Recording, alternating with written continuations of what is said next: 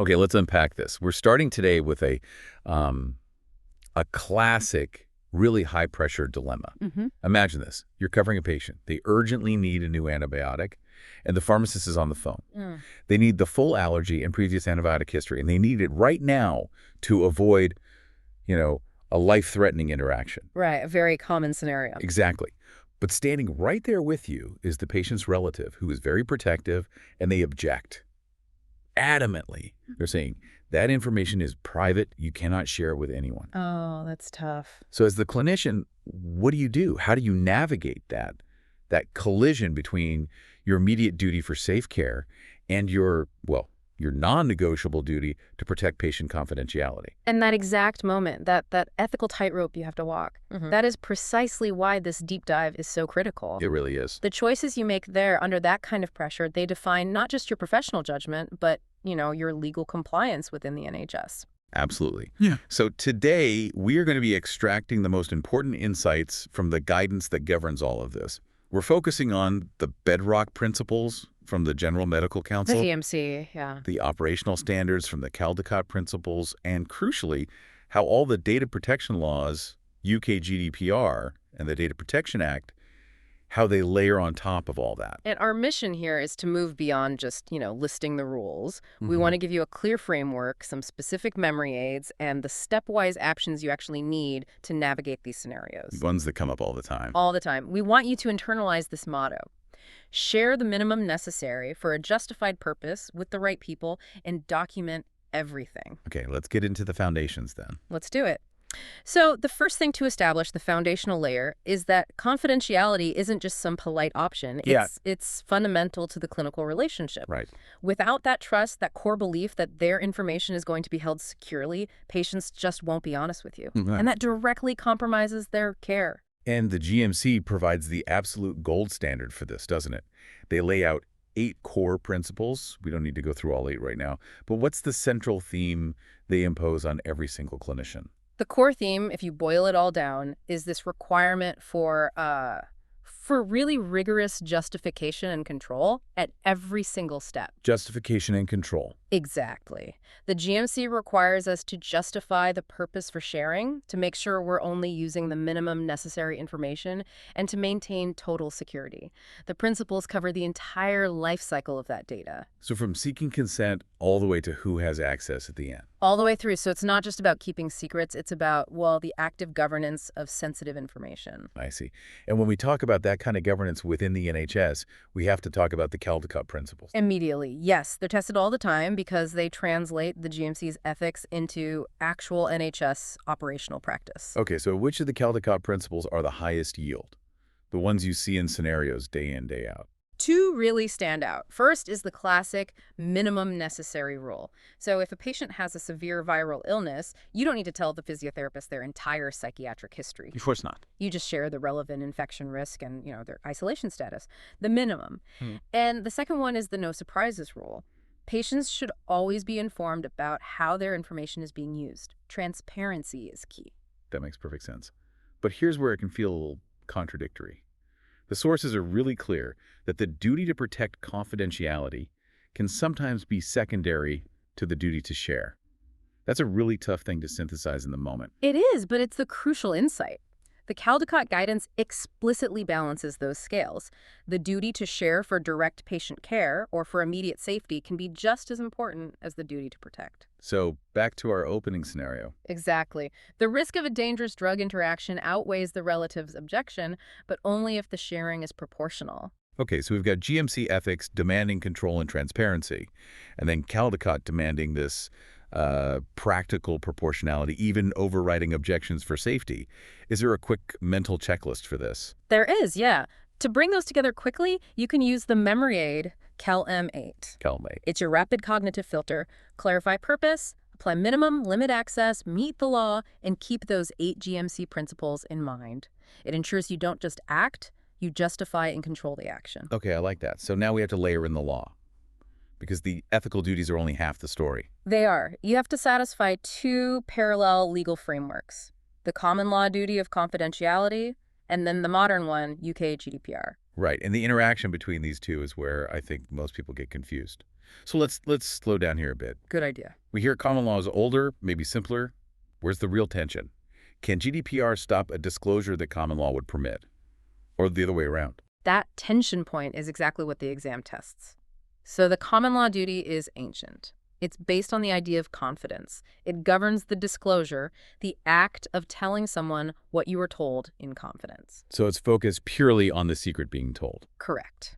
And to breach it, you need explicit consent, a court order, or a clear public interest justification, like preventing serious harm. Okay, and then GDPR.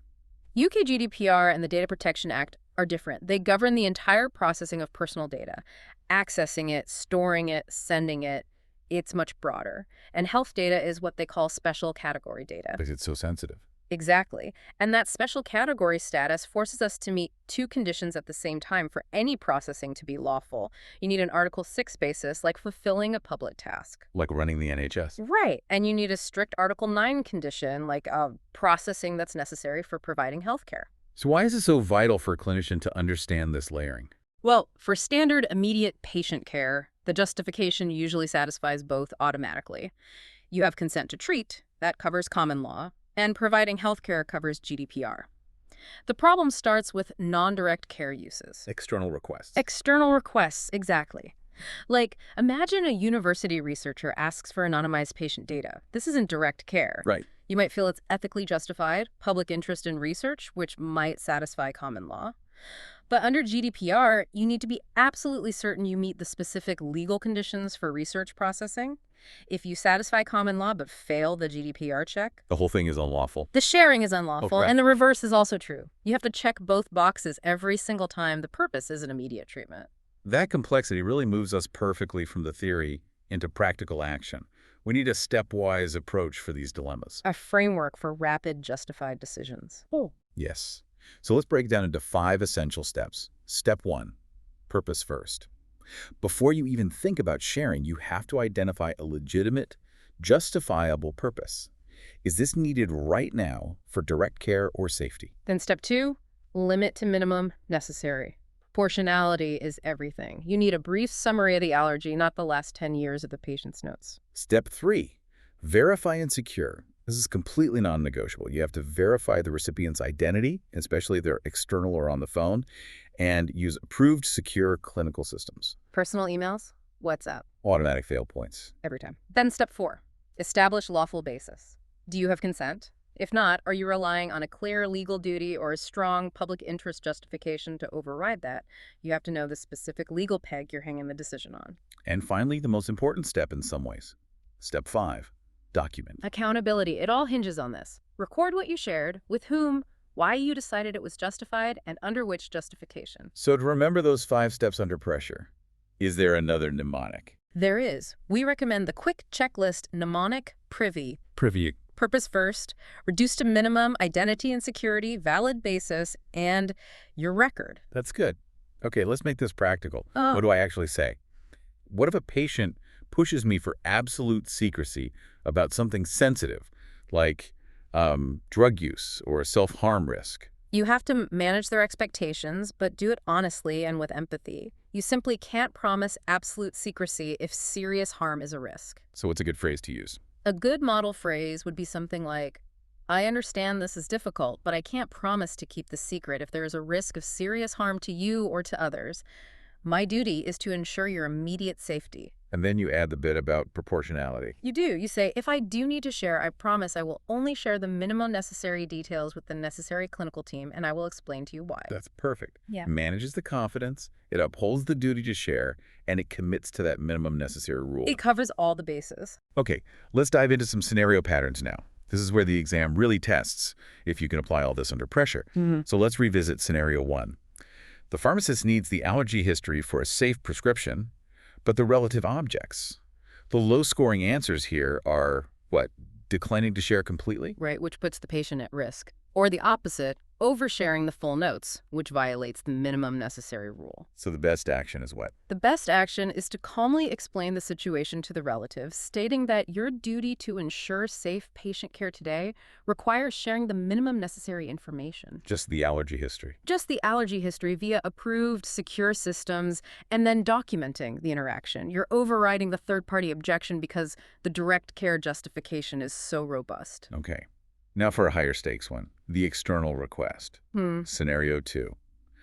A police officer phones the ward, asks for everything you have on an assault victim, says it's for a serious crime investigation. The nurse suggests just emailing the full notes straight away.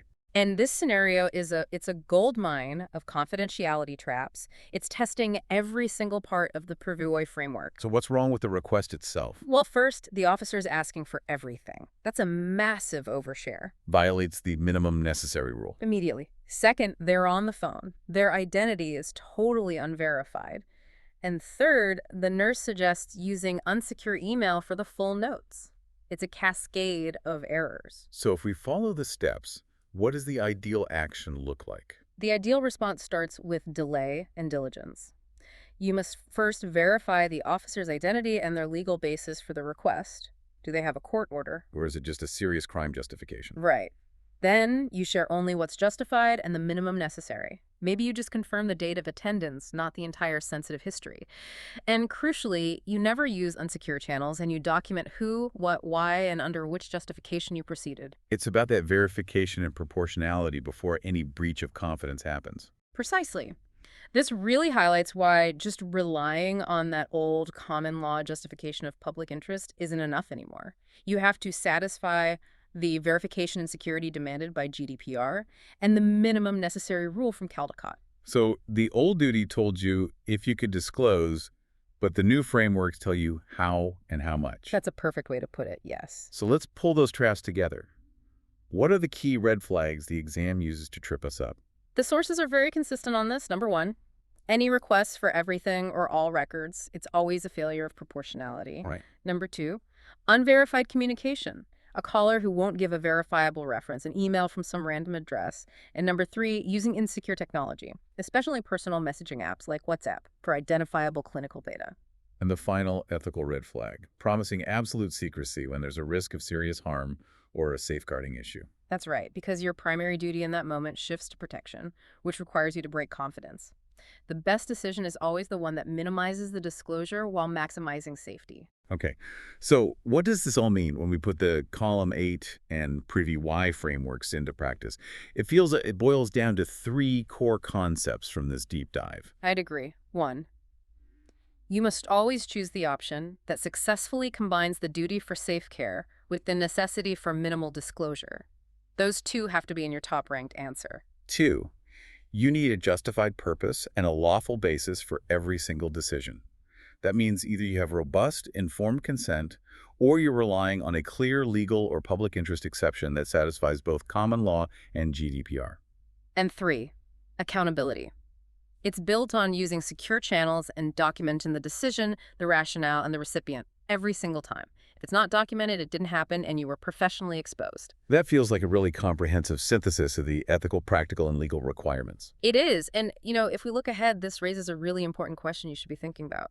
The common law duty focuses on a single instance of disclosure, while GDPR is about ongoing processing and analysis. So as our healthcare systems start to rely more and more on AI and big data analytics to process patient information, far beyond the immediate point of care to predict disease. I see where you're going. How do we, as clinicians, uphold Caldicott's no surprises principle? The patient might have consented to treatment, but did they consent to a machine learning model looking at their data next week? Exactly. That transparency and justification for data use becomes infinitely more critical when the patient might not know who or what is looking at their data and for what secondary purpose.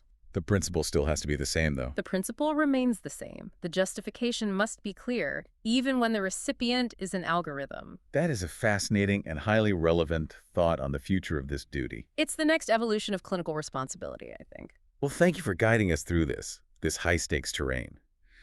The complexity of common law plus GDPR plus the GMC it can feel overwhelming. It can. But using the CalM8 principles and that quick PRIVY checklist really does make navigating these scenarios feel more straightforward. It gives you a clear path. So use that framework the next time you encounter a difficult confidentiality dilemma. Use the secure systems, share the minimum necessary, and always document your rationale. That's it for this deep dive. We'll catch you next time.